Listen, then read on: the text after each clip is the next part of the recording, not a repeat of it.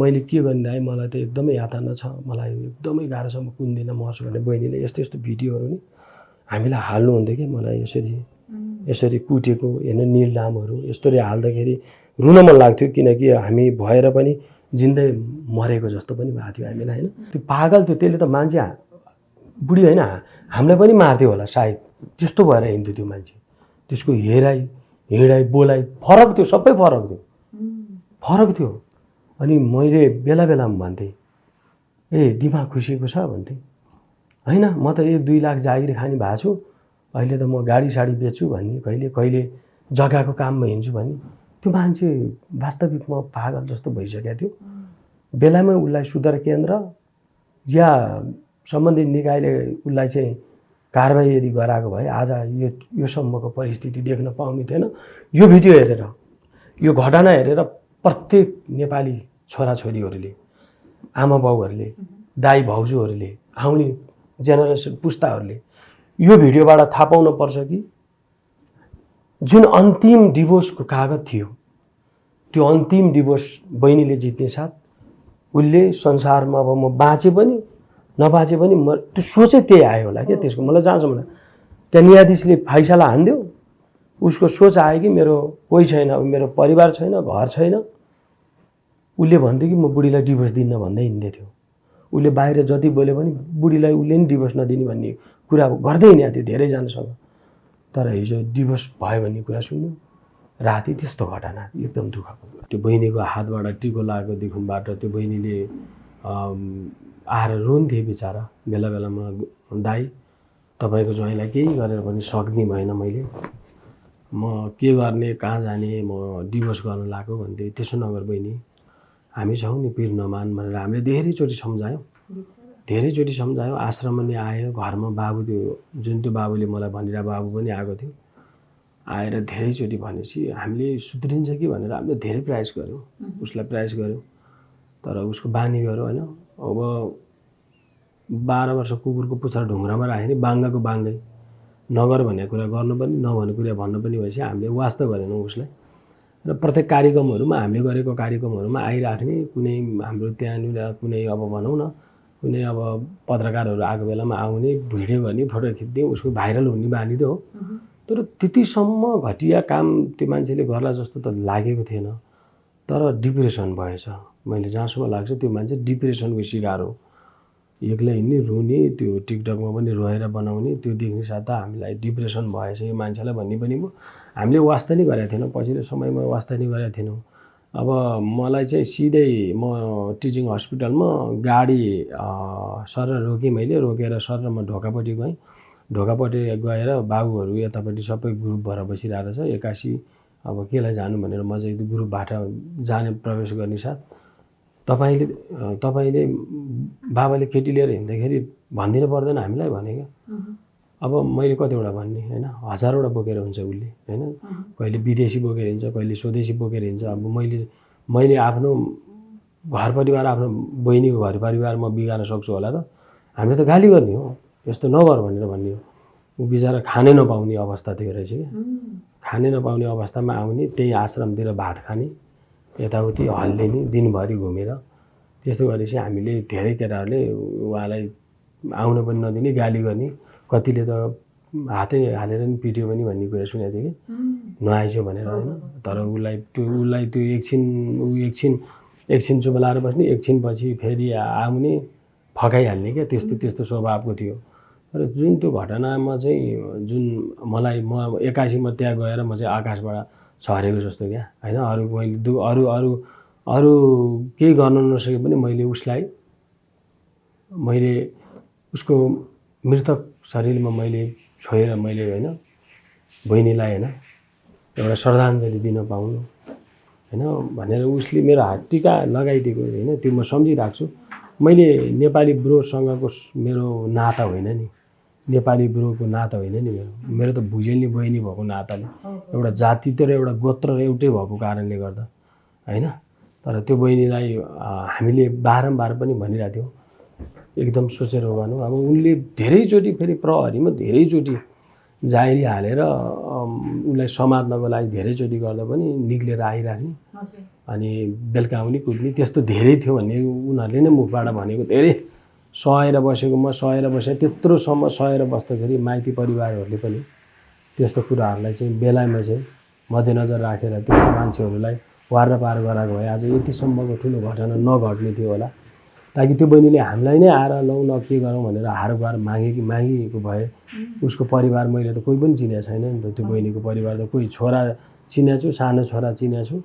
अनि मैले त एउटा मेरो जाति त्यो र मेरो एउटा साक्षात मेरो एउटै गोत्र उसले भुजेल भनेर चिनाएको थियो। बहिनीले त अझ भुजेल बहिनीले एकचोटि भनेको थियो उसले त तपाईँको बहिनी पर्छ भनेर। त्यसरी नाता जोडिएर आएर मेरो घरमा मन नहुँदा पनि आउने बस्ने खाने। अनि बहिनीहरू पनि आउँथ्यो, त्यसो बित्ने बहिनी पनि आएर मेरो घरमा। मैले त कतिचोटि कान समाएर उठबस गर्नलाई बहिनीलाई माफ माग गोडा ढोक होइन त फटाओस् भनेर मैले त्यस्तरी शब्द शुद्ध भने। मैले कहिले नबोल्न पर्ने शब्द त फटाओस्, तेरो दिमाग छैन, तँलाई कहिले सुध्रिँदैनस्। मैले त्यसलाई यति गाली गरेँ। तर आज त्यही गालीको भनौँ न मैले सम्झाएको पछुपात भन्छ क्या, त्यो पछुपात भयो कि के भन्छ। तपाईलाई आरोप चाहिँ किन लाउनु भयो जस्तो लाग्छ? अब आरोप किन लाग्यो भन्दाखेरि त्यो सानो भाइले आरोप लाउनु स्वाभाविक कुरा हो। किनकि घाँस बाँसे यता होइन नाता हामी एउटै घर परिवार जस्तो भएर बस्यो। अनि त्यसपछि मलाई जहाँसम्म लाग्छ अबुझ बालक उसलाई त के थाहा छ र। त्यहाँ उचाल दिने मान्छेहरू थिए जो त्यहाँ एकजना हाम्रो शर्मिला वाइबाजी जानुभएको थियो, उसलाई पनि कुटकुट भनेर लाग्यो त्यहाँ। ऊ पनि बिचरा बाँचेर त्यहाँबाट निक्ल्यो। त्यहाँ जो गए पत्रकारलाई पनि कुटे होइन। ठिक छ, त्यो हामीले हेरिरहेछौँ। दैव छन्, कहिले पनि ऊ मरेर जहाँ गए पनि यदि स्वर्ग नर्क जहाँ गए पनि हामीले गरेको त्यो सत्कर्म कहिले पनि डग्दैन। उसको लागि नियाली दिनको लागि हामी बोल्नुपर्छ, त्यसलाई सजाय हुनुपर्छ, सजाय हुनैपर्छ। 1 2 3 कुनै हालतमा निक्लिन मिल्दैन। नेपालको कानुन ऐनले अहिलेको चाहिँ संविधानले फेरि पनि संशोधन गरेर कानुनमा अझै बलियो बनाउनुपर्छ भने जहाँ जाने कसैले मार्छ भने त्यसलाई छोड्न हुँदैन। नेपालको कानुनले 1 2 3 त्यो अपराधी हो, अपराधी भइसकेको छ। समाजले त्यसलाई अपराधीको रूपमा लिएको छ। अब यो जुनीभरिसम्म त्यस्तो अपराधीको ऊ निक्लेर यदि आयो भने नेपालको कानुनले उसलाई निकाल्यो भने नि होइन त्यस्ता अपराधीहरूसँग सङ्गत गर्नुहुन्न, त्यस्तोहरूबाट टाढै बस्नुपर्छ जस्तो लागेको छ। अब हामी पनि एकदमै यस्तो कुराहरूबाट धेरै चोटि भइसकेको छ। अब जतिखेर पनि जे पनि अब हामीलाई मात्र चट्टारो पर्छ क्या। हामी सहयोग गर्ने मान्छे, हामी त दुःख परेको मान्छेलाई देखिन नसक्ने मान्छे हौँ।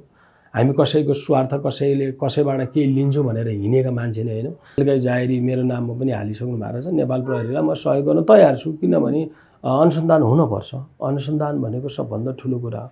तर सत्य तथ्य निष्पक्ष अनुसन्धान भनेको त्यो हुनुपर्छ। र मलाई जहाँसम्म लाग्छ अहिले अनुसन्धान भइरहेको छ। र म पनि मेरो काम कार्यहरू भए पनि मैले पनि मेरो काम कार्यलाई छोडेर प्रहरीले बोलाइसकेपछि म जानुपर्छ भनेर म बसिरहेको छु। मोबाइल दुइटै मैले अनमै राखिरहेको छु होइन। हाम्रो त्यस्तो कुनै पनि त्यस्तो भनौँ न हामीहरूबाट गलत छैनौँ। हामी गलत नभएपछि हामी कहिले डराउँदैनौँ। प्रहरीले तपाईलाई सम्मेलन गर्न खोज्नुभयो भने तपाईँ जानु होइन। अब बिहान एकचोटि फोन गर्नुभएको थियो, तपाईँ किन जानुभयो भन्ने एउटा प्रश्न उठाउनु भयो प्रहरीबाट। किन जानुभयो भने म एउटा बहिनी हो, मैले टिका लगाएको, म त्यो बहिनीलाई हेर्न जाँदा अनि तपाईँको गाडी किन फुटालियो भन्यो। अब किन फुटाल्यो, अब हेर्न जाँदा गलत मान्छेहरू त्यहाँ थिए, गलत भाष्य लगाएर प्रकाश भुजेललाई चाहिँ त्यतिखेरै ठिक पारौँ भन्ने सोच विचार बनाएर बसेका रहेछन्। लगभग मेरो 3500 3000 4000को मेरो चाहिँ त्यो ऊ थियो क्या, तपाईँको चाहिँ टिकटक लाइभमा मान्छे थियो। म टिचिङ हस्पिटल जान्छु भन्नेको लगभग केही बेर पछाडि मभन्दा अगाडि मलाई सकाउने गिरुवाहरू लागेको रहेछ। सायद हिजो मलाई पनि अन्तिम मार्थ्यो होला होइन, त्यहाँ मलाई कुटेर मार्थ्यो होला, केही ढुङ्गाले हानेर मार्थ्यो होला होइन। तर नेपालमा कानुन छ, ऐन छ होइन, कहाँ त्यतिकै मार्न पाइन्छ र भोलि उनीहरू पनि बाँच्न पर्यो नि। त्यही भएर अपराधीलाई कहिले पनि माफ हुँदैन। यदि हामीलाई पनि बिना गल्तीमा कसैले मार्छ भने यसको निष्पक्ष छानबिन हुनुपर्छ। बिना गल्तीमा कसैले मान्छेको चरित्र हत्या गर्छ भने त्यसको पनि छानबिन भएर होला नि, निकायहरू होला होइन। मान्छेको गाली बेचोदै हरेक कुराहरू उठ्छ होइन। भोलिको दिनमा मान्छेको मानहानिको मुद्दाहरू यस्तो उठ्छ, मलाई थाहा छ त्यो कुराहरू होइन। मान्छेलाई बिना गल्तीमा रिसाको झोकमा चाहिँ मान्छेलाई लर प्रहरीमा चाहिँ दुःख दिने, मुद्दा चलाउने यस्तो कार्य गर्छन्, कसैले गराउँदैछन् भने गल्ती गर्नेलाई गर्नुपर्छ, फेरि छोड्नु हुँदैन। गल्ती नगरेको मान्छेलाई, सोझो मान्छेहरूलाई फसाउनु हुन्न भन्ने मेरो कुरा हो। तर मैले जुन देखेको छु त्यो घटना एकदमै कसैले सोच्न नसक्ने घटना। त्यो त्यो सानो बच्चाले आफ्नो आमा कहाँ छ भनेर खोज्ने बेलामा त्यो ठुलो त बिचारा अब काम गरेर खान सक्ला, त्यो होइन, त्यसलाई जागिर त मिल्ला, तर त्यो सानो बच्चाले आफ्नो आमा कति खोज्ला राति। अब त्यही आमाको जागिरबाट आएको पैसाले घर खर्चहरू चलाइरहेको छ अरे, त्यो घर पनि उनीहरूको होइन भन्ने हामीले सुन्यौँ। एकदम दुःखको कुरा हो। तर मलाई दुःख दिए पनि त्यो बच्चाहरूको लागि चाहिँ म सहयोग गर्न सक्छु, किनकि त्यो मेरो आफन्त, मेरो परिवार जस्तै हुन्। ती मलाई जुन दिन त्यो हातबाट टिका लगाएको छन्, त्यो टिका लगाएको भनेको एउटा दिदी बहिनीको शब्द परिसकेपछि मलाई दाई भनेर मलाई टिकटकमा अहिले पनि म सुनाइदिन्छु। उहाँले बोलेको त्यो मोबाइल दिनु त उहाँले मलाई उसको नाम हानेर मलाई दिनु त, यो टिकटकमा म नबोल्दा पनि म यिनीहरूको यहाँ ल्याउनु त यिनीहरूको समस्या यस्तो भइसकेपछि मलाई लाज लाग्यो नि त। फलानाको ज्वाइँ भनेको छ, फलानाको जेठान भनेको छ, होइन, फलानाको भाइ बहिनी भनेको छ, तर टिकटकमा बसेर यिनीहरू बेस मारी एकाएकामा उयो चाहिँ म दुईजनासँगै म टाढिएको थिएँ। फेरि के भएर यिनीहरू मिल्छु भनेको थिएँ एकताका, तर मिलेन। तर आज यो देख्न पऱ्यो। आज हेर, आज कस्तो यहाँ अब उसको नाम हान्नुहोस् त, उसको नाम हानिसक मैले हेरेँ उसको लागि, उसलाई पनि मैले जवाब दिएँ, म ठिकै छु बहिनी, म आरामै छु, तिमीलाई के छ भनेर बोलेको शब्दहरू मैले केही महिना पछाडि, धेरै महिना पछाडि बहिनीले मसँग बोलेको शब्दहरू अझै पनि यथावत बाँकी नै छ। मलाई भिडियो पनि हाल्थे बहिनीले, ज्वाइँले यसरी कुर्छ मलाई दाइ, मैले के गरौँ त नानी भन्न त तैँले के गरौँ भन्दाखेरि, दाइ नमस्ते, फोन गर्नुभएको र तपाईँले एसएमएस पठाउनु भएको रहेछ, केही पनि भोइस एसएमएस खुल्लो प्ले होइन। अनि कस्तो भयो सग्राती, धेरै सम्झाएको छु दाइ, ठिक छ नि बाबुलाई, अङ्गालाई, तपाईँले ठिक छ नि, अनि नानीलाई के छ? लगभग यो जनवरी 16 जनवरी 11:19 भनेपछि अब कति महिना, लगभग 2-3 महिनाभन्दा उता अगाडि चाहिँ बहिनी मसँग बोलेको थियो। दाइ नमस्ते, म घरमा छु दाइ, अफिसमा अघि गएर आएको, अहिले घरमै छु। अनि सन्चै हुनुहुन्छ दाइ? एकदमै ठिकठाक। खाना खायो? तपाईँले भाइटिका लगाउनु भएको तपाईँको बहिनी अहिले यो संसारमा हुनुहुन्न, उहाँको एकदमै निर्मम तरिकाले हत्या गरिएको छ। त्यो लासलाई देख्दै गर्दाखेरि दाइ, अब तपाईँ त एउटा दाइ हो नि त, होइन, कस्तो हुँदो रहेछ ती भाइटिका? मैले त्यो बहिनीको लासमा जाएर हेर्नु नपाउँदा, मैले त्यो बहिनीको लासमा टाढाबाट भए नि हेर्न नपाउँदा, त्यहाँ बहिनीको लास छेउमा जाँदाखेरि त्यस्तो जुन कार्य हो भन्दाखेरि मैले मानवीय सेवा गरेको चाहिँ यो चाहिँ एकदमै राम्रो रहन्छ, होइन। मैले जस्न पाएको रहेछु, मैले गरेको धर्मको चाहिँ यही रहेछ, प्रतिस्वरूप भनौँ न, फल चाहिँ यही रहेछ। धिक्कार छ यो कलियुगमा, सत्य कर्म डग्दो रहेछ, अधर्मले चाहिँ जरो टेक्दो रहेछ जस्तो लाग्यो। ठिक छ, मलाई त्यो भन्दा पनि बहिनीको अन्तिम बिदाईमा म चाहिँ जान पाएँ, उसलाई केही पानीहरू चढाउन पाएँ, उसको आत्मालाई, उसको फोटोमा हार्दिक श्रद्धाञ्जलीमा चाहिँ हामीले फुल राख्न पाएँ। उसको पुनर्जन्म, फेरि अर्को जन्म चाहिँ त्यस्तो नराम्रो ठाउँमा नहोस्, होइन, राम्रो जन्म लियोस्, राम्रो होस् भन्ने त्यो एउटा धारणा विचार छ। तैपनि मलाई त्यस्तो भए पनि केही छैन। मैले भाग्य लिएर आउनु भएको रहेछ, आफ्नै श्रीमानले रड र चक्कु हानेर उहाँको हत्या गरियो र आफ्नै श्रीमानको हातबाट मर्ने उहाँको कर्म रहेछ कि होइन। उहाँहरूको टिकटक भिडियो हेर्दै तपाईँहरूले त थाहा पाइहाल्नुहुन्छ। टिकटक भिडियो हेर्दा बहिनीको पनि एकदम स्याड भिडियोहरू थियो, अति मन पराउने, बुढालाई अति मन पराउने हो, एकदम माया गर्ने हो।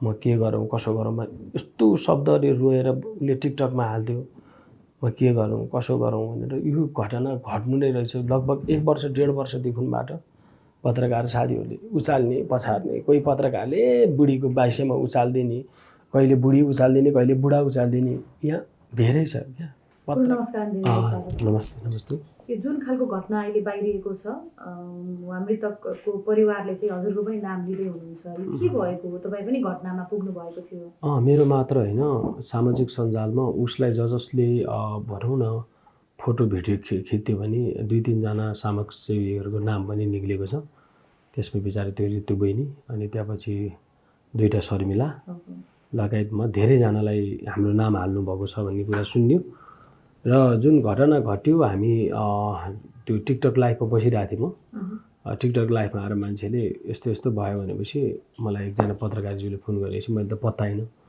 अनि ओहो यस्तो दुःखमा अरू बेला मैले केही गर्न नसके पनि यो दुःखमा चाहिँ जानुपर्छ अब त्यो त भगवान्ले जान्नु होइन हामीले कति के गरेका छौँ भन्ने होइन उहाँहरूलाई त्यो बहिनीको हातबाट टिको लागेको देखुनबाट त्यो बहिनीले आएर रुन्थे बिचारा बेला बेलामा दाइ तपाईँको ज्वाइँलाई केही गरेर पनि सक्ने भएन मैले म के गर्ने कहाँ जाने म डिभोर्स गर्न लाग्यो भन्दै त्यसो नगर बहिनी हामी छौँ नि पीर नमान भनेर हामीले धेरैचोटि सम्झायौँ आश्रममा नि आयो घरमा बाबु त्यो जुन त्यो बाबुले मलाई भनिरहेको बाबु पनि आएको थियो आएर धेरैचोटि भनेपछि हामीले सुध्रिन्छ कि भनेर हामीले धेरै प्रयास गऱ्यौँ उसलाई प्रयास गऱ्यौँ तर उसको बानी गऱ्यो होइन अब 12 वर्ष कुकुरको पुच्छर ढुङ्ग्रामा राख्यो नि बाङ्गाको बाङ्गै नगर भन्ने कुरा गर्नु पनि नभन्ने कुरा भन्नु पनि भएपछि हामीले वास्ता गरेनौँ उसलाई र प्रत्येक कार्यक्रमहरूमा हामीले गरेको कार्यक्रमहरूमा आइराख्ने कुनै हाम्रो त्यहाँनिर कुनै अब भनौँ न कुनै अब पत्रकारहरू आएको बेलामा आउने भिडियो गर्ने फोटो खिच्ने उसको भाइरल हुने बानी त हो तर त्यतिसम्म घटिया काम त्यो मान्छेले गर्ला जस्तो त लागेको थिएन तर डिप्रेसन भएछ मैले जहाँसम्म लाग्छ त्यो मान्छे डिप्रेसनको शिकार हो एक्लै हिँड्ने रुने त्यो टिकटकमा पनि रोएर बनाउने त्यो देख्ने साथ हामीलाई डिप्रेसन भएछ यो मान्छेलाई भन्ने पनि हामीले वास्ता नि गरेका थिएनौँ पछिल्लो समयमा वास्ता नि गरेका थिएनौँ अब मलाई चाहिँ सिधै म टिचिङ हस्पिटलमा गाडी सर रोकेँ मैले रोकेर सर म ढोकापट्टि गएँ ढोकापट्टि गएर बाबुहरू यतापट्टि सबै ग्रुप भएर बसिरहेको छ 81 अब केलाई जानु भनेर म चाहिँ त्यो ग्रुपबाट जाने प्रवेश गर्ने साथ तपाईले बाबाले केटी लिएर हिँड्दाखेरि भनिदिनु पर्दैन हामीलाई भने क्या अब मैले कतिवटा भन्ने होइन 1000वटा बोकेर हुन्छ उसले होइन कहिले विदेशी बोकेर हिँड्छ कहिले स्वदेशी बोकेर हिँड्छ अब मैले आफ्नो घर परिवार आफ्नो बहिनीको घर परिवार म बिगार्न सक्छु होला त हामीले त गाली गर्ने हो यस्तो नगर भनेर भन्ने हो ऊ बिचरा खानै नपाउने अवस्था थियो रहेछ क्या खानै नपाउने अवस्थामा आउने त्यही आश्रमतिर भात खाने यताउति हल्लिने दिनभरि घुमेर त्यस्तो गरेपछि हामीले धेरै केटाहरूले उहाँलाई आउन पनि नदिने गाली गर्ने कतिले त हातै हालेर नि पिट्यो पनि भन्ने कुरा सुनेको थिएँ कि नआइसो भनेर होइन तर उसलाई त्यो एकछिन चुबलाएर बस्ने एकछिनपछि फेरि आउने फकाइहाल्ने क्या त्यस्तो स्वभावको थियो र जुन त्यो घटनामा चाहिँ जुन मलाई म 81 म त्यहाँ गएर म चाहिँ आकाशबाट झरेको जस्तो क्या होइन अरू केही गर्न नसके पनि मैले उसको मृतक शरीरमा मैले छोएर मैले होइन बहिनीलाई होइन एउटा श्रद्धाञ्जली दिन पाउनु होइन भनेर उसले मेरो हात टिका लगाइदिएको होइन त्यो म सम्झिरहेको छु मैले नेपाली ब्रोसँगको मेरो नाता होइन नि नेपाली ब्रोको नाता होइन नि मेरो त भुजेलनी बहिनी भएको नाताले एउटा जाति र एउटा गोत्र एउटै भएको कारणले गर्दा होइन तर त्यो बहिनीलाई हामीले बारम्बार पनि भनिरहेको थियौँ एकदम सोचेर गर्नु अब उनले धेरैचोटि फेरि प्रहरीमा धेरैचोटि जाहेरी हालेर उसलाई समात्नको लागि धेरैचोटि गर्दा पनि निक्लेर आइराख्ने अनि बेलुका आउने कुद्ने त्यस्तो धेरै थियो भन्ने उनीहरूले नै मुखबाट भनेको धेरै सहेर बसेँ त्यत्रोसम्म सहेर बस्दाखेरि माइती परिवारहरूले पनि त्यस्तो कुराहरूलाई चाहिँ बेलामा चाहिँ मध्यनजर राखेर त्यस्तो मान्छेहरूलाई वार पार गराएको भए आज यतिसम्मको ठुलो घटना नघट्ने थियो होला ताकि त्यो बहिनीले हामीलाई नै आएर लौ न के गरौँ भनेर हारबार मागेको भए उसको परिवार मैले त कोही पनि चिनेको छैन नि त त्यो बहिनीको परिवार त कोही छोरा चिनेको छु सानो छोरा चिनेको छु अनि मैले त एउटा मेरो जाति त र मेरो एउटा साक्षात मेरो एउटै गोत्र उसले भुजेल भनेर चिनाएको थियो बहिनीले त अझ भुजेल बहिनीले एकचोटि भनेको थियो उसले त तपाईँको बहिनी पर्छ भनेर त्यसरी नाता जोडिएर आएर मेरो घरमा मन नहुँदा पनि आउने बस्ने खाने अनि बहिनीहरू पनि आउँथ्यो त्यसो बित्ने बहिनी पनि आएर मेरो घरमा जस्तो तपाईँको भिडियो मैले हेरेको थिएँ तपाईँ लाइभमै हुनुहुन्थ्यो होइन लाइभमै हुँदाखेरि तपाईँले थाहा पाउनु भयो र तपाईँ जानुभयो तपाईँ जान्दै गलत जस्तो देखियो कि हेर्नुहोस् त होइन, तपाईँलाई नै यति नराम्रो म त जसै पाउँदिनँ म जस नपाउने मान्छे म यो समाजमा यस्तो मान्छे हो कि कुनै चिजबाट मैले जसै पाएको छैन कि सायद मलाई के लाग्छ भने यो जिन्दगी पनि म पनि बेकार बाँचेको जस्तो लाग्छ कति झोवा गरेँ जहाँ पनि वाद विवाद जे गर्दा पनि वाद विवाद क्या मेरै आश्रम फुट्छ मेरै गाडी एक्सिडेन्ट हुन्छ मेरै गाडी फुट्छ होइन मलाई नै सामाजिक सञ्जालमा बसेर गाली गर्छ होइन मैले यो भाग्य कुन जुनीमा के लेखेर ल्याइछु छैठौँमा मेरो भाग्य कस्तो भाग्य हो यो तर म यति कम्फर्टेबल छु कि म यति विश्वास छु कि मैले सत्कर्म गरेको छु मेरो कर्म कहिले ढक्दैन मलाई कसैले ललाई फकाइ गरेर मलाई कसैले होइन फकाउने म बच्चा पनि होइन मलाई थाहा छ होइन कसैलाई गलत काम गरेर गर भनेर सिकाउने मेरो त्यो नेत्र त्यो सोच विचारमा मेरो पर्दैन म भनेको एउटा धर्मको बाटोमा लागेको मान्छे हो हामी अबुझलाई ज्ञान दिने हो होइन जस्तै बुद्धि भएका मान्छेहरूलाई बुद्धि खेलाएर काम गरेर खाऊ भनेर सिकाउने हो तर त्यस्ता मान्छेहरूबाट हामी धेरैचोटि बाँचिसकेका छौँ कि हामीले चाहिँ हाम्रो शरणमा पर्न आउने मान्छेलाई खाली हात र हामीले नराम्रो वचन लाउँदैनौँ त्यो भएको कारणले गर्दा हामीसँग घुलमिल हुन्छ घुलमिल भए पनि हाम्रो आन्तरिक कुराहरू भने भित्री गोपनीयता कुराहरू हामीले कहिले पनि तिनीहरूलाई भन्दैनौँ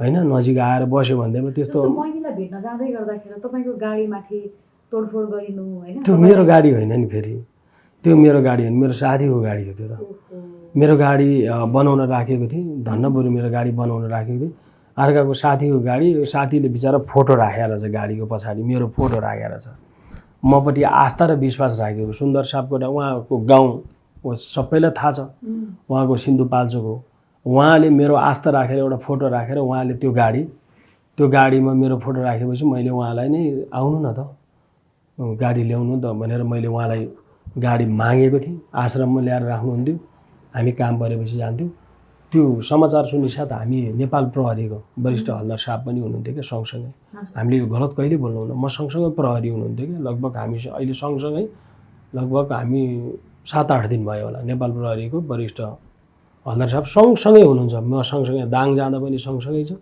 अहिले घरमा आउँदा नि टिचिङको हस्पिटलमा पनि उहाँ सँगसँगै जानुभएको छ होइन नेपाल प्रहरी हाम्रो साथमा छ जहिले पनि होइन हामीले त्यस्ता गलत कुरा गलत सोच आज प्रकाश भुजेललाई यो कुरामा जोड्न पाए यसलाई लर बदनाम बनाउन पाए यसलाई सिद्धाउन पाए भनेर एउटा गिरिवा नै लागेको छ तर म कहिले सकिनँ मेरो कर्मले मेरो धर्मले होइन म सकिन्छु जब मैले गलत गरेँ भने मात्र सकिन्छु तपाईँ चढेर जानुभएको गाडी तोडफोड भएको छ तपाईँहरूमाथि पनि हात हाल्ने त्यो अवस्था सिर्जना भयो होइन त्यहाँ त बस्ने परिस्थिति नै थिएन त्यहाँ यदि म बसिरहेको भए मलाई त त्यहाँनिर त मलाई हात हाल्नलाई ती भान्जा बाबु जुन ती भान्जा मैले आशीर्वाद यही हातले आशीर्वाद दिएको थिएँ ठुलो मान्छे बन्नु राम्रो मान्छे बन्नु भान्जा तिमी ठुलो मान्छे बन्नुपर्छ है भनेर त्यो दुईटा सानो सानो बच्चाको माया लाएर म चाहिँ दौडेर गएँ मेरो कस्तो मन छ भने त्यसले गद्दार त गर्यो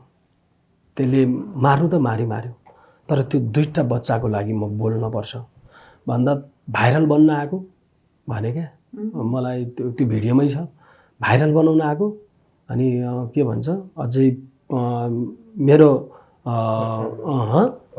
मेरो प्रचार गर्न आएको भाइरल बन्न आएको होइन भाइरल बन्न होइन केटी सँगसँगै हिँड्दाखेरि मेरो मम्मीलाई भन्दिनँ हामीलाई भन्न पर्दैन भन्नु उसलाई सबै थाहा छ उहाँहरूलाई को केटीसँग हिँड्ने को केटीसँग बस्थ्यो कसरी हिँड्थ्यो उहाँहरूले लर त्यो केटीलाई पनि लगेर थुनेकै हो क्या अरे त्यो केटीहरूलाई कहाँ परिसरतिर लगेर थुनेकै हो क्या अरे अनि प्रकाश भुजेल चाहिँ गोठालो हो त केटी फलानाले बोकेर हिँड्दैछ भन्दै म भन्दै हिँड्ने मेरो कामै त्यही हो त उनीहरूलाई थाहा छ विगत लामो समयदेखिबाट त्यहाँनिर कतिचोटि मुद्दा पढेर त्यो केटी छुट्टिने आउने होइन होला उनीहरूको केही होला सँगसँगै हिँड्ने होला अब मैले नचाहिएको कुरा तेरो फलाना यसरी हिँडेछ भनेर मैले बिगारिदिनु त मेरो त पाप अपराध हो नि मैले त कतिचोटि कान समाएर उठबस गर्नलाई बहिनीलाई माफ माग गोडा ढोक होइन त फटाओस् भनेर मैले त्यस्तरी शब्द शुद्ध भने मैले कहिले नबोल्न पर्ने शब्द त फटाओस्, तेरो दिमाग छैन, तँलाई कहिले सुध्रिँदैनस्, मैले त्यसलाई यति गाली गरेँ।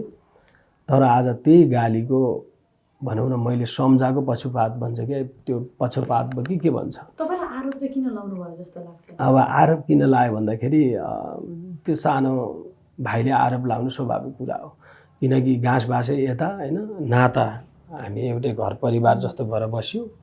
अनि त्यसपछि मलाई जहाँसम्म लाग्छ अबुझ बालक, उसलाई त के थाहा छ र, त्यहाँ उचाल दिने मान्छेहरू थिए जो त्यहाँ एकजना हाम्रो शर्मिला वाइबाजी जानुभएको थियो, उसलाई पनि कुटकुट भनेर लाग्यो त्यहाँ। ऊ पनि बिचरा बाँचेर त्यहाँबाट निक्ल्यो। त्यहाँ जो गए पत्रकारलाई पनि कुटे होइन। ठिक छ, त्यो हामीले हेरिरहेछौँ, दैव छन्, कहिले पनि ऊ मरेर जहाँ गए पनि यदि स्वर्ग नर्क जहाँ गए पनि हामीले गरेको त्यो सत्कर्म कहिले पनि डग्दैन। उसको लागि नियाली दिनको लागि हामी बोल्नुपर्छ, त्यसलाई सजाय हुनुपर्छ, सजाय हुनैपर्छ। 1 2 3 कुनै हालतमा निक्लिन मिल्दैन। नेपालको कानुन ऐनले अहिलेको चाहिँ संविधानले फेरि पनि संशोधन गरेर कानुनमा अझै बलियो बनाउनुपर्छ भने जाना जानी कसैले मार्छ भने त्यसलाई छोड्न हुँदैन। नेपालको कानुनले 1 2 3 त्यो अपराधी हो, अपराधी भइसकेको छ, समाजले त्यसलाई अपराधीको रूपमा लिएको छ। अब यो जुनीभरिसम्म त्यस्तो अपराधीको ऊ निक्लेर यदि आयो भने नेपालको कानुनले उसलाई निकाल्यो भने नि होइन, त्यस्ता अपराधीहरूसँग सङ्गत गर्नुहुन्न, त्यस्तोहरूबाट टाढै बस्नुपर्छ जस्तो लागेको छ। अब हामी पनि एकदमै यस्तो कुराहरूबाट धेरै चोटी भइसकेको छ। अब जतिखेर पनि जे पनि अब हामीलाई मात्र चट्टारो पर्छ क्या। हामी सहयोग गर्ने मान्छे, हामी त दुःख परेको मान्छेलाई देखिन नसक्ने मान्छे हौँ। हामी कसैको स्वार्थ कसैबाट केही लिन्छौँ भनेर हिँडेका मान्छे नै होइनौँ।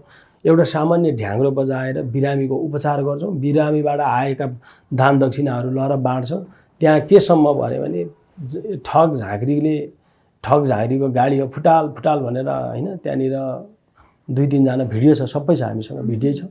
ठग झाँक्रीको गाडी हो फुटाल भने नेपाल प्रहरीलाई विशेष गरी धन्यवाद, किनकि मलाई सुरक्षितसहित मलाई ल्याइदिनु भयो होइन। म त्यहाँबाट निक्लेर हिँडी पनि हालिहालेँ, किनकि त्यहाँ बस्नु अलिकति खतरा थियो। त्यहाँ एकदमै मलाई आफ्नो ज्यानको सुरक्षित छैन भनेपछि मलाई माया भनेको एउटा मेरो सानो बच्चा र छोरी होइन, ती बुढी आमाको हो होइन।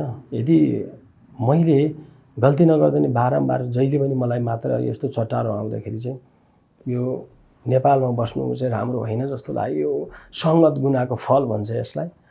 यो मान्छेले जेसुकै भने पनि मान्छे हामीले चिनेर मात्र सङ्गत गर्नुपर्ने रहेछ। गलत मान्छेको सङ्गत गर्नाले गलत ठाउँमा पुगिन्छ, गलत कुराको प्रचार हुन्छ। यदि मैले आज ठुलो मान्छेको सङ्गत गरेको भए, आज मैले कसैसँग नभेटेको नबोलेको म आफ्नै स्थानमा बसेको भए सायद आज यो दुःखमा त मलाई यस्तो आरोप त आउने थिएन नि। कस्तो नमिठो आरोप, त्यो सुन्दाखेरि पनि मलाई केसम्म सुनेका छौँ भने तपाईको नाममा पनि जाहेरी छ। म नेपाल प्रहरीलाई होइन हो, मैले प्रहरीलाई पनि सोधिसकेको छु र बेलुकै जाहेरी मेरो नाममा पनि हालिसक्नु भएको छ। नेपाल प्रहरीलाई म सहयोग गर्न तयार छु, किनभने अनुसन्धान हुनुपर्छ। अनुसन्धान भनेको सबभन्दा ठुलो कुरा हो, तर सत्य तथ्य निष्पक्ष अनुसन्धान भनेको त्यो हुनुपर्छ। र मलाई जहाँसम्म लाग्छ अहिले अनुसन्धान भइरहेको छ र म पनि मेरो काम कार्यहरू भए पनि मैले पनि मेरो काम कार्यलाई छोडेर प्रहरीले बोलाइसकेपछि म जानुपर्छ भनेर म बसिरहेको छु। मोबाइल दुइटै मैले अनमै राखिरहेको छु होइन। हाम्रो त्यस्तो कुनै पनि त्यस्तो भनौँ न, हामीहरूबाट गलत छैनौँ, हामी गलत नभएपछि हामी कहिले डराउँदैनौँ। प्रहरीले तपाईँलाई सम्मेलन गर्न खोज्नुभयो भने तपाईँ जानु होइन। बिहान एकचोटि फोन गर्नुभएको थियो, तपाईँ किन जानुभयो भन्ने एउटा प्रश्न उठाउनु भयो प्रहरीबाट। किन जानुभयो भने म एउटा बहिनी हो, मैले टिका लगाएको, म त्यो बहिनीलाई हेर्न जाँदा अनि तपाईँको गाडी किन फुटालियो भन्यो। अब किन फुटाल्यो, अब हेर्न जाँदा गलत मान्छेहरू त्यहाँ थिए, गलत भाष्य लगाएर प्रकाश भुजेललाई चाहिँ त्यतिखेरै ठिक पारौँ भन्ने सोच विचार बनाएर बसेका रहेछन्। लगभग मेरो 3500 3000 4000 को मेरो चाहिँ त्यो ऊ थियो क्या, तपाईँको चाहिँ टिकटक लाइभमा मान्छे थियो। म टिचिङ हस्पिटल जान्छु भन्नेको लगभग केही बेर पछाडि मभन्दा अगाडि मलाई सकाउने गिरुवाहरू लागेको रहेछ। सायद हिजो मलाई पनि अन्तिम मार्थ्यो होला होइन, त्यहाँ मलाई कुटेर मार्थ्यो होला, केही ढुङ्गाले हानेर मार्थ्यो होला होइन। तर नेपालमा कानुन छ, ऐन छ होइन, कहाँ त्यतिकै मार्न पाइन्छ र भोलि उनीहरू पनि बाँच्न पर्यो नि। त्यही भएर अपराधीलाई कहिले पनि माफ हुँदैन। यदि हामीलाई पनि बिना गल्तीमा कसैले मार्छ भने यसको निष्पक्ष छानबिन हुनुपर्छ। बिना गल्तीमा कसैले मान्छेको चरित्र हत्या गर्छ भने त्यसको पनि छानबिन भएर होला नि, निकायहरू होला होइन। मान्छेको गाली बेइज्जती हरेक कुराहरू उठ्छ होइन। भोलिको दिनमा मान्छेको मानहानिको मुद्दाहरू यस्तो उठ्छ, मलाई थाहा छ त्यो कुराहरू होइन। मान्छेलाई बिना गल्तीमा रिसको झोकमा चाहिँ मान्छेलाई लर प्रहरीमा चाहिँ दुःख दिने, मुद्दा चलाउने यस्तो कार्य गर्छन्, कसैले गराउँदैछन् भने गल्ती गर्नेलाई गर्नुपर्छ, फेरि छोड्नु हुँदैन। गल्ती नगरेको मान्छेलाई, सोझो मान्छेहरूलाई फसाउनु हुन्न भन्ने मेरो कुरा हो। तर मैले जुन देखेको छु त्यो घटना एकदमै कसैले सोच्न नसक्ने घटना। त्यो एकदमै त्यो खाउँ लाउँ भन्ने बेलामा त्यो सानो बच्चाले आफ्नो आमा कहाँ छ भनेर खोज्ने बेलामा त्यो ठुलो त बिचारा अब काम गरेर खान सक्ला त्यो होइन, त्यसलाई जागिर त मिल्ला। तर त्यो सानो बच्चाले आफ्नो आमा कति खोज्ला राति। अब त्यही आमाको जागिरबाट आएको पैसाले घर खर्चहरू चलाइरहेको छ अरे। त्यो घर पनि उनीहरूको होइन भन्ने हामीले सुन्यौँ। एकदम दुःखको कुरा हो। तर मलाई दुःख दिए पनि त्यो बच्चाहरूको लागि चाहिँ म सहयोग गर्न सक्छु, किनकि त्यो मेरो आफन्त, मेरो परिवार जस्तै हुन्। ती मलाई जुन दिन त्यो हातबाट टिका लगाएको छन्, त्यो टिका लगाएको भनेको एउटा दिदीबहिनीको शब्द परिसकेपछि मलाई दाई भनेर मलाई टिकटकमा अहिले पनि म सुनाइदिन्छु। उहाँले बोलेको त्यो मोबाइल दिनु त उहाँले मलाई उसको नाम हानेर मलाई दिनु त। यो टिकटकमा म नबोल्दा पनि म यिनीहरूको यहाँ ल्याउनु त यिनीहरूको समस्या यस्तो भइसकेपछि मलाई लाज लाग्यो नि त। फलानाको ज्वाइँ भनेको छ, फलानाको जेठान भनेको छ होइन, फलानाको भाइ बहिनी भनेको छ। तर टिकटकमा बसेर यिनीहरू बेसमारी एकाएकामा उयो चाहिँ म दुईजनासँगै म टाढिएको थिएँ। फेरि के भएर यिनीहरू मिल्छु भनेको थिएँ एकताका, तर मिलेन। तर आज यो देख्न पऱ्यो। आज हेर, आज कस्तो यहाँ अब उसको नाम हान्नुहोस् त, उसको नाम हानिसक। मैले हेरेँ उसको लागि, उसलाई पनि मैले जवाब दिएँ, म ठिकै छु बहिनी, म आरामै छु, तिमीलाई के छ भनेर बोलेको शब्दहरू मैले धेरै महिना पछाडि बहिनीले मसँग बोलेको शब्दहरू अझै पनि यथावत बाँकी नै छ। मलाई भिडियो पनि हाल्थेँ बहिनीले, ज्वाइँले यसरी कुर्छ मलाई दाइ, मैले के गरौँ त नानी भन्न त तैँले के गरौँ भन्दाखेरि अब मैले के गर्ने दाइ, मलाई त एकदमै यातना छ, मलाई एकदमै गाह्रो छ, म कुन दिन मर्छु भने बहिनीले यस्तो भिडियोहरू नि हामीलाई हाल्नुहुन्थ्यो कि मलाई यसरी कुटेको होइन, निलडामहरू यस्तोले हाल्दाखेरि रुन मन लाग्थ्यो। किनकि हामी भएर पनि जिन्दै मरेको जस्तो पनि भएको थियो हामीलाई होइन। नमस्ते, फोन गर्नुभएको र तपाईँले एसएमएस पठाउनु भएको रहेछ, केही पनि भएछ एसएमएस खुल्लो प्लेन होइन। अनि कस्तो भयो सग्राती, धेरै सम्झाएको छु दाइ, ठिक छ नि बाबुलाई, अङ्गालाई, तपाईँले ठिक छ नि, अनि नानीलाई के छ? लगभग यो जनवरी 16 11:19 भनेपछि अब कति महिना, लगभग 2-3 महिनाभन्दा उता अगाडि चाहिँ बहिनी मसँग बोलेको थियो। दाइ नमस्ते, म घरमा छु दाइ, अफिसमा अघि गएर आएको, अहिले घरमै छु। अनि सन्चै हुनुहुन्छ दाइ? एकदमै ठिकठाक। खाना खायो? तपाईँले भाइटिका लगाउनु भएको तपाईँको बहिनी अहिले यो संसारमा हुनुहुन्न, उहाँको एकदमै निर्मम तरिकाले हत्या गरिएको छ। त्यो लासलाई देख्दै गर्दाखेरि दाइ, अब तपाईँ त एउटा दाइ हो नि त होइन, कस्तो हुँदो रहेछ ती भाइटिका? मैले त्यो बहिनीको लासमा जाएर हेर्नु नपाउँदा, मैले त्यो बहिनीको लासमा टाढाबाट भयो नि हेर्न नपाउँदा, त्यहाँ बहिनीको लास छेउमा जाँदाखेरि त्यस्तो जुन कार्य हो भन्दाखेरि मैले मानवीय सेवा गरेको चाहिँ यो चाहिँ एकदमै राम्रो रहन्छ होइन। मैले जस्न पाएको रहेछु, मैले गरेको धर्मको चाहिँ यही रहेछ, प्रतिस्वरूप भनौँ न, फल चाहिँ यही रहेछ। धिक्कार छ यो कलियुगमा, सत्य कर्म डग्दो रहेछ, अधर्मले चाहिँ जरो टेक्दो रहेछ जस्तो लाग्यो। ठिक छ, मलाई त्योभन्दा पनि बहिनीको अन्तिम विदाईमा म चाहिँ जान पाएँ, उसलाई केही पानीहरू चढाउन पाएँ, उसको आत्मालाई, उसको फोटोमा हार्दिक श्रद्धाञ्जलीमा चाहिँ हामीले फुल राख्न पाएँ। उसको पुनर्जन्म फेरि अर्को जन्म चाहिँ त्यस्तो नराम्रो ठाउँमा नहोस् होइन, राम्रो जन्म लियोस्, राम्रो होस् भन्ने त्यो एउटा धारणा विचार छ। तैपनि मलाई त्यस्तो भए पनि केही छैन। मैले कस्तो भाग्य लिएर आउनु भएको रहेछ, आफ्नै श्रीमानले रड र चक्कु हानेर उहाँको हत्या गरियो र आफ्नै श्रीमानको हातबाट मर्ने उहाँको कर्म रहेछ कि हेर्नुहोस् त। त्यो होइन अफिसबाट फर्किँदै होइन, उहाँहरूको टिकटक भिडियो हेर्दै तपाईँहरूले त थाहा पाइहाल्नुहुन्छ। टिकटक भिडियो हेर्दा बहिनीको पनि एकदम स्याड भिडियोहरू थियो, अति मन पराउने, बुढालाई अति मन पराउने हो, एकदम माया गर्ने हो।